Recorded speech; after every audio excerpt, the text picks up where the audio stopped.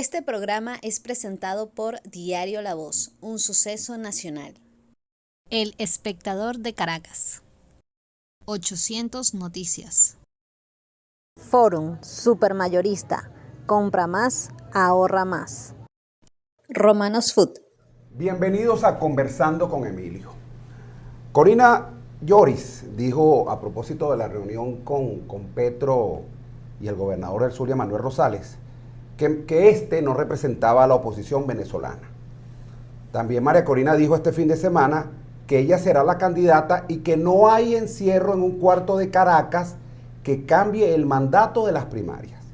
Faltan algo así como 102 días para las elecciones presidenciales, quizás, a mi juicio, las más importantes en los últimos 50 años. Y todavía la oposición no solo no se pone de acuerdo con un candidato, sino que ventila sus diferencias públicamente. ¿Para dónde vamos? ¿Hacia dónde nos llevan? Para hablar de eso y mucho más, hemos querido invitar a Enrique Márquez, candidato presidencial del Partido Centrado. Bienvenido. No, gracias a ti, Emilio. Estoy feliz de estar en este importante espacio de comunicación social. La Voz ha resistido con mucha resiliencia los embates de los tiempos, de los cambios de los tiempos en la comunicación. Aquí estamos y aquí seguimos, ¿no? Se ha adaptado, ya no es solo impreso, también estamos en las redes. Yo estoy feliz y agradecido. Muchísimas gracias por estar aquí. Y deseándote que sigan los éxitos y siga el trabajo mancomunado con todo el equipo técnico que tienes. Muchísimas gracias. Enrique, ¿para dónde vamos y hacia dónde nos llevan? Mira, yo creo que esta es una elección que está cantada. El pueblo venezolano tiene un rechazo mayoritario, súper mayoritario, a la gestión del gobierno de Nicolás Maduro. Lo identifica a Nicolás Maduro con los males del país. La migración gigantesca tiene un rostro, el de Maduro. Los servicios públicos deficientes en todo el país. La economía destruida, el salario destruido, la moneda destruida. Unas pensiones de $3. Los muchachos van a las escuelas públicas a escuchar 2 días de clase a la semana, porque no hay maestros, no hay infraestructura. Se ve una destrucción de la empresa petrolera, el sistema productivo en el piso, y la factura se la está pasando el pueblo a Nicolás Maduro. Usted nos debe esto. De tal manera que tenemos una elección que para el presidente de la República es sumamente difícil de remontar. Y la oposición ha sido víctima de una estrategia bien pensada por parte del gobierno de ir dividiendo de dispersar el voto opositor para buscar la dispersión del voto. Sin embargo, creo que esa unidad que antes teníamos, que era la suma de partidos políticos, hoy está representada y tiene otra clave. La clave es la gente. Cuando tú vas a buscar a la gente, como me toca buscarlo a mí, me dice, mira, nosotros sabemos por quién no vamos a votar. No vamos a votar por Maduro. Ahora, ¿por quién vamos a votar? Habrá que esperar quién está en la mejor condición. Que ahí es donde está la clave. Allí es donde está la clave. Para poder darle a la gente una opción que verdaderamente tenga... Sí. Recoja la mayor parte de ese 80% que no está a favor del gobierno. Sí, la clave ya no está en los partidos. Y lo digo no porque yo sea antipartido. Yo fui presidente de partido, secretario general, 3 veces diputado por partido. De tal manera que yo lo digo con respeto. La clave está en la gente que ya tomó una decisión. Tú crees en los partidos, pero no es el momento de los partidos, es el momento de la gente. Esa frase la he escuchado muchísimo. Sí, y entre otras cosas, porque el gobierno se encargó de pulverizar los partidos. La mayoría de los partidos no tienen tarjeta para postular. La mayoría de los partidos están judicializados por el TSJ. Entonces, si no entendemos que no hay que enfocarse en los partidos, sino que la gente tiene que enfocarse en su futuro y tomar la decisión. Yo creo que la decisión está tomada. Voy a votar. Ya sé por quién no voy a votar. Y estoy esperando que se desarrolle todo esto para ver por quién voy a votar. Ahora vamos a revisar el por quién voy a votar. Todo pareciera indicar que quien tenga el mayor la mayor posibilidad debe contar con el apoyo de María Corina, quien ha sido la gran electora desde que salió electa en las primarias. Y se habla de lograr un candidato de unidad en conversación con la plataforma. Tú no formas parte de la plataforma, pero eres candidato de la oposición. ¿Qué opciones tiene María Corina para apoyar a un candidato de la plataforma? Se ha hablado de Manuel Rosales con resistencia, eso ha tenido alguna resistencia, además que es público y notorio esa resistencia. Y está Enrique Márquez en ese radar de María Corina para ser un candidato de consenso. Mira, cuando me postulé, lo hice sabiendo del ambiente en el cual me iba a postular. Es más, para muchos fue sorpresiva mi postulación. Y tienen razón de sentirlo así, porque yo no avisé que me iba a postular. Aunque tenía autorización para postularme de hace días, yo esperé hasta el final, porque estaba esperando cómo se iba a desenvolver el ambiente de la oposición. Y cuando vi que estaba tan complicado, yo dije, bueno, yo voy a poner mi nombre a la orden de la oposición y del país, porque tenemos que tener opciones. Y mi candidatura es una opción, es una alternativa para poder reunir el apoyo no solo de la oposición, sino del país para cambiar el futuro de nuestra patria. En el caso de María Corina, yo soy uno de los que la admiro por su lucha.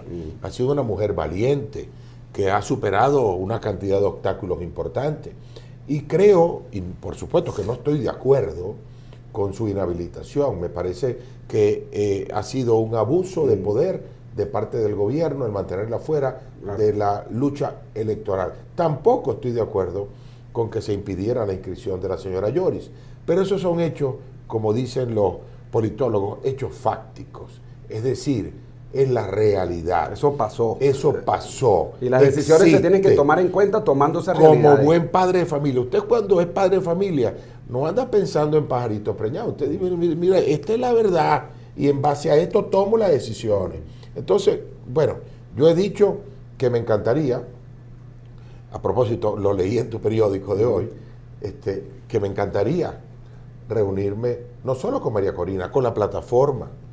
También digo que... ¿No has tenido contacto con María Corina? No he tenido recientemente, pero recuerda que en la política venezolana todos nos conocemos. Yo lo conozco hace más de 20 años. Claro. Hemos tenido contactos periódicos. Sí, pero recientemente es fundamental por las decisiones que se tienen que tomar. No he tenido contacto con ella. ¿Y la plataforma? ¿Mantienes contacto con la plataforma? Bueno, con los partidos, porque todos somos amigos, relacionados, compañeros, tenemos el mismo objetivo, que es cambiar el país, con todas las dificultades que existen. Tú le has planteado, mira, aquí está mi nombre, ¿ves? Como posibilidad para un consenso. Claro que lo he hecho porque me considero parte de la oposición. Claro.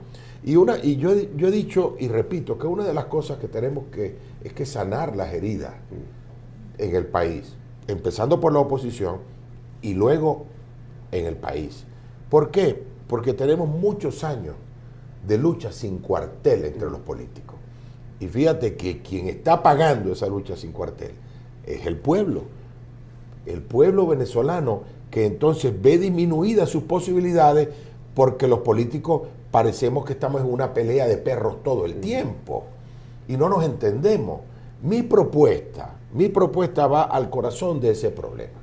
Yo digo, unámonos en la oposición, claro, por supuesto, pero no es suficiente, porque un gobierno de la oposición unida sin tomar en cuenta que aquí hay otro país también que hay que observar, que hay que escuchar, que hay que tocar, que hay que permitirle que viva contigo, entonces no avanzamos. Si llega a un opositor, si yo llego, como voy a llegar a ser presidente de la República, y llego en enero a tomar el poder, y llego con un hacha en la mano, con un martillo, un hacha, una sierra, a intentar acabar con todo, ¿qué va a pasar?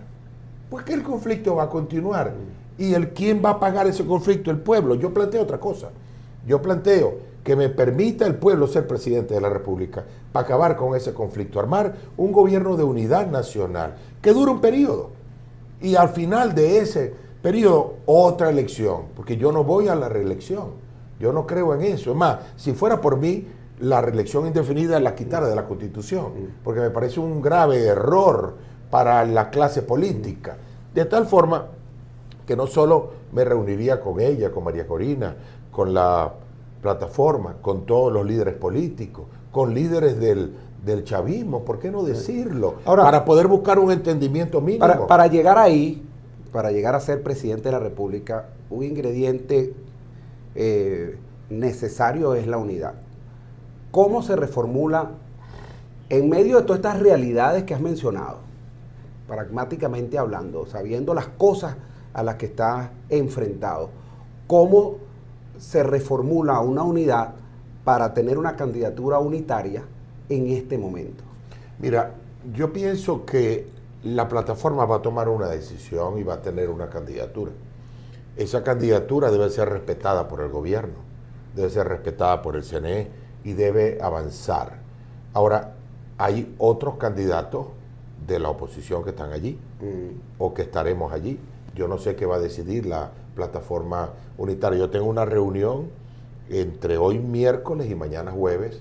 He sido invitado. Iré a plantear mi punto de vista y mi programa de gobierno y todo esto. Han anunciado una reunión de María Corina con Manuel Rosales y la plataforma también para el día de hoy. Sí, y también tengo esa invitación para la conversación. De tal manera que la plataforma va a tomar una decisión. Ya eso da cierta tranquilidad.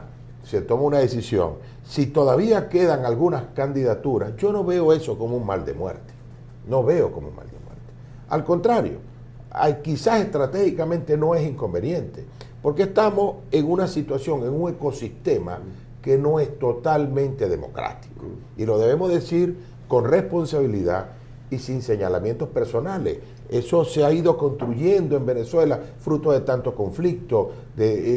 Nos hemos salido de la Constitución muchas veces, de tal manera que viendo la realidad, eso se va a ir decantando en el tiempo. Y al final, como ocurrió, tú recordarás en el caso de la repetición de las elecciones en el estado Barinas, pues sencillamente el pueblo se inclina por la economía del voto hacia aquel candidato que vea con mayor potencial, no solo de derrotar a Nicolás Maduro como presidente a su reelección, sino también de rescatar al país. Cosa que no se ve en este momento, claro. Yo no veo a la gente identificando a un candidato en esa gama de candidatos que hay inscritos. No, yo sí lo veo solo que no pudo postularse. En este caso yo me he encontrado un liderazgo claro de María Corina Machado. Si ella se hubiera podido postular, bueno, ella hubiese sido la ganadora. Ya esto estuviera, en mi opinión, muy claro. Estuviera cantado. Pero entonces, como esto ha estado tan complicado, es cierto que todavía no se ve claro el panorama, lo cual no significa que no se vaya a ver claro. Y en esto yo llamo a la perseverancia, porque esto ha sido hasta ahora un viacrucis, pero vamos por la mitad del viacrucis.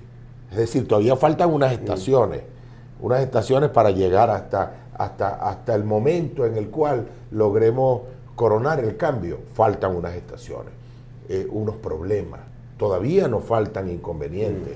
Y yo llamo a la oposición a tener perseverancia en la superación de estos obstáculos, porque solo con el voto podemos cambiar el futuro de Venezuela. Y llamo al gobierno a tener tolerancia y a permitir la participación de la oposición de manera libre en unas elecciones que puedan abrirle paso al país. Yo creo hoy que al chavismo le conviene más la alternabilidad en el poder que mantener a Maduro en el poder. Aquí nos escribe por Twitter @Robertote.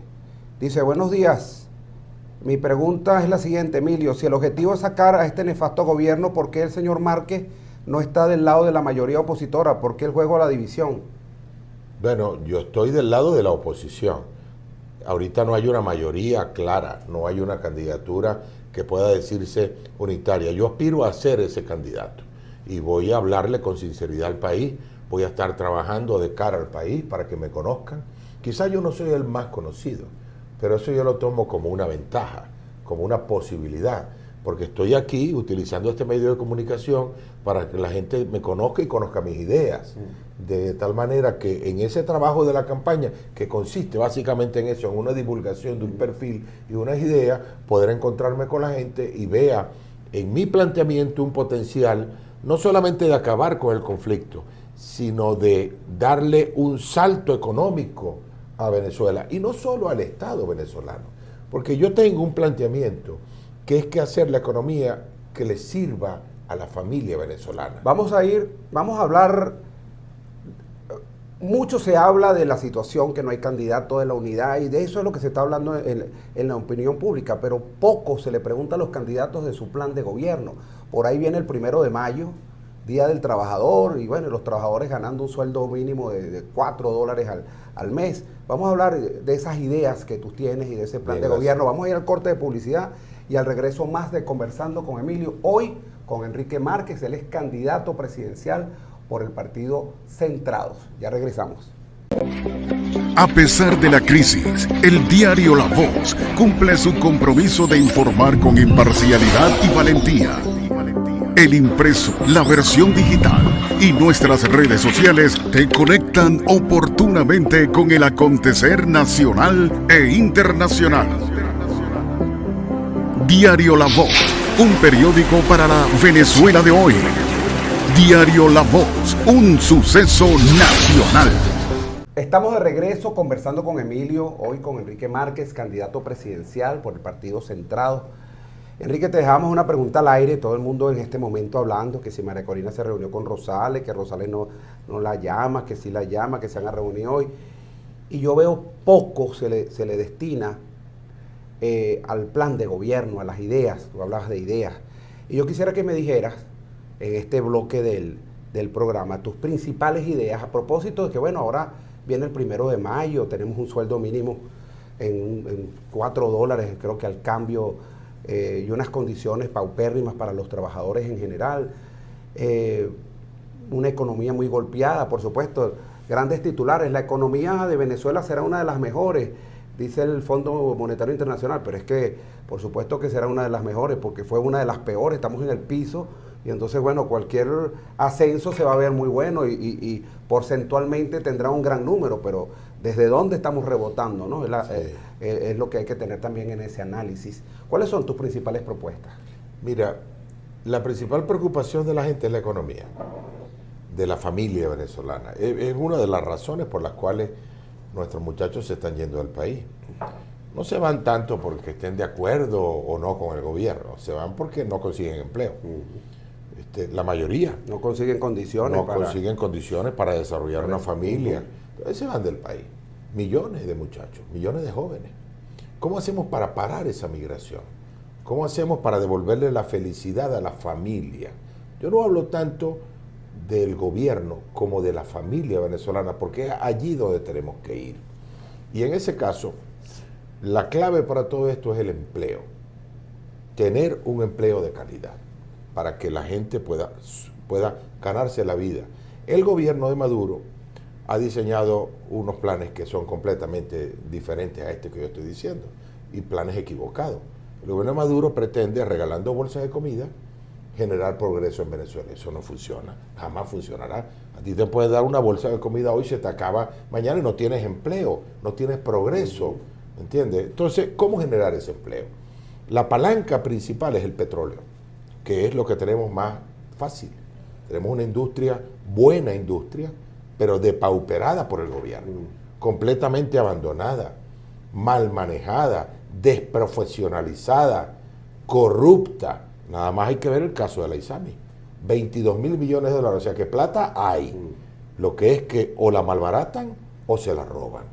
De tal manera que con la industria del petróleo, que tenemos un plan concreto, campo petrolero por campo petrolero, llevar una producción que tenemos ahorita de unos 700.000 barriles, llevarla en un par de años a 2 millones de barriles, con el componente importante que quiero darte, que cada barril extra que tú saques se convierte en 10 empleos directos o indirectos, la suma de los dos. Es decir, que estaríamos generando 10 millones de empleos, llevando de 700.000 barriles a 2 millones de barriles. Pero un empleo que va desde el ingeniero más encumbrado en la empresa hasta el vendedor de empanadas o el limpiador de zapatos a la entrada de los talleres, a la entrada de la empresa. De tal manera que el construir un desarrollo del país pasa por utilizar nuestra principal palanca, que es la que tenemos más fácil. Tenemos la infraestructura, tenemos el petróleo, 300.000 millones de barriles, dicen que tenemos enterrados en el subsuelo. Yo he trabajado en la industria, trabajé largo tiempo en la industria en el Zulia. He visto el petróleo manar de nuestro subsuelo. Sé cómo se maneja ese negocio. Y lo único que hay que hacer es que el gobierno abra efectivamente al sector privado de la economía la posibilidad de participar allí, pero no de los dientes para afuera, como lo ha hecho Maduro, sino con una política clara donde el sector privado no solo sea útil o utilitario para el gobierno y sus fines, sino que sea un sector privado que genere ganancias para sus empresas y que por lo tanto genere empleo y genere reinversión. Es decir, darle al sector privado la posición que tiene.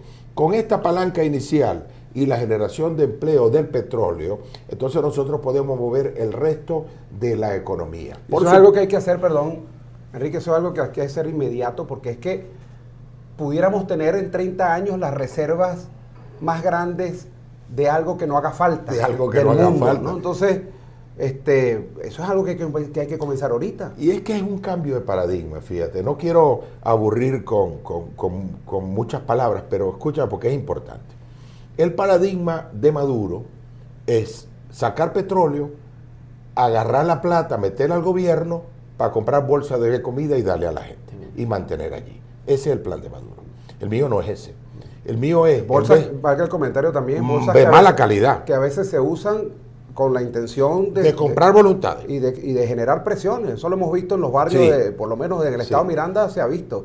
Que si no vas a la marcha no te doy la bolsa, si te veo con la oposición te quito la bolsa, si no haces lo que te digo no te doy la bolsa. O sea, es un mecanismo de coacción. El plan Márquez, vamos a llamarlo así, es aumentar la producción lo máximo que pueda. ¿Por qué? Porque a mí no me importa si yo vendo ese petróleo barato o caro. A mí me interesa el empleo de la gente. Y habrá una plata que le entre al gobierno. Habrá un dinero que le entre, por supuesto, porque le entraría un porcentaje importante del precio del petróleo y de la venta. Por supuesto que sí. Pero mi objetivo no es enriquecer al gobierno. Mi objetivo es enriquecer a la familia venezolana, que tenga un empleo de calidad pagado en dólares por una transnacional en vez de pagado en bolívares a una pensión de $3, una cosa de esa. Eso no puede seguir. ¿Y eso es posible a corto plazo? Pero por supuesto que sí. Por supuesto que sí, hace falta voluntad política. Fíjate tú, este caso de Chevron. El acuerdo que Maduro hizo con Chevron es el acuerdo correcto para un privado. Es decir, el privado, en este caso Chevron, está trabajando y produciendo y generando empleo porque el gobierno le dio una condición favorable para eso. Pero el resto de los privados que están en la faja del Orinoco o en el lago de Maracaibo están siendo explotados por el gobierno. Y por eso es que las inversiones se detienen, ¿entiendes? Entonces yo hablo de una relación sincera. Luego de eso te digo que esa producción petrolera genera unos ingresos para el Estado. ¿Cuál va a ser mi política con esos ingresos que tiene el Estado? Primero, atender a dos poblaciones fundamentales. La educación de nuestros muchachos y la vejez de nuestros viejos. La pensión no puede seguir estando en $3. No. Eso no es una pensión. Nosotros podemos generar con los ingresos que tenemos una pensión de $200. Todavía no es suficiente, pero por lo menos te da para medio comer y para unos medicamentos. Pero además, con ese dinero, el petróleo, tú puedes generar un fondo de seguridad social que entonces entienda la vida del adulto mayor no solo como un asunto de una pensión, sino que tiene componentes adicionales. La salud, por ejemplo. La salud. Un viejito nuestro se enferma. ¿Y dónde va? ¿Cómo hace para curarse? Pero es que la seguridad social de cualquier país del planeta, en Estados Unidos, en España, donde sea, en Latinoamérica, implica la salud. De tal manera que ese dinero que entre, lo podemos utilizar bien. Yo parafraseo a este señor que está de moda, el presidente de El Salvador, Nayib Bukele, que una de sus frases famosas en la campaña es: si hay dinero, si no se lo roban. Claro. Y yo digo, por ejemplo, ¿cómo yo voy a evitar que se roben la plata en mi gobierno? porque yo voy a colocar mis cuentas en la página web de Miraflores. Voy a colocar ahí mis cuentas, que la gente vea. Pero ¿cómo yo le evito? Muy fácil, que el Contralor General de la República no sea amigo mío. Que sea alguien probo y que esté dispuesto a investigar. Que esté ahí para controlar. Que esté ahí para controlar, hermano. Ah, ¿por qué se robaron tanta plata en PDVSA y nadie supuestamente se dio cuenta? Porque no hay Contraloría. Si hay un Contralor con los pantalones puestos, dice, un momentico, ¿y dónde está la plata de este embarque de petróleo? Dinero que no, aquí hay unas cuentas que no me cuadran. Pero si no hay Contraloría. Entonces yo voy a propiciar como presidente de la República que el Contralor no sea mi amigo, pues, y que controle mi gobierno, porque como a mí no me mueve ni la codicia política ni la codicia material, entonces yo no voy a permitir que mi gente robe, pues que la gente que está allá abajo robe. ¿Y cómo lo hago? Yo no puedo estar con una lupa persiguiendo a la gente, pero sí tengo una Contraloría que está hecha para eso en la Constitución, que tiene personal desplegado en cada oficina, que tiene su metodología, que tiene que hacerlo. Entonces, el dinero que entre al Estado, bien administrado, va a educación, a salud, a pensiones, va también, por supuesto, a seguridad personal, a las policías, a dotarlas bien, va a ir a las funciones básicas del Estado. El resto de las funciones que el Estado ha tomado en este tiempo, malamente, porque las nacionalizaciones que se hicieron al sector privado fueron un gravísimo error. Hay cerca de 1000 empresas en manos del Estado que no deberían estar en manos del Estado, con empleados muy mal pagados. Ve a Sidor, a Benalum, a Interalúmina, a Alcasa, a Ferrominera. Esos empleados no ganan nada. Y yo digo, ¿por qué no buscar alianzas estratégicas con el sector privado de cualquier tipo para que esas empresas no solo se reactiven, sino que sus empleados ganen el dinero correcto? Eso va a ser un ingreso activo para el Estado en la relación con el privado y una disminución de pasivos en el mantenimiento de ese personal. 1000 empresas más o menos, por amor de Dios. Y uno dice, ¿por qué? El gobierno no ha terminado de entender que esa no es su función. Su función es educación, salud, seguridad social, seguridad personal.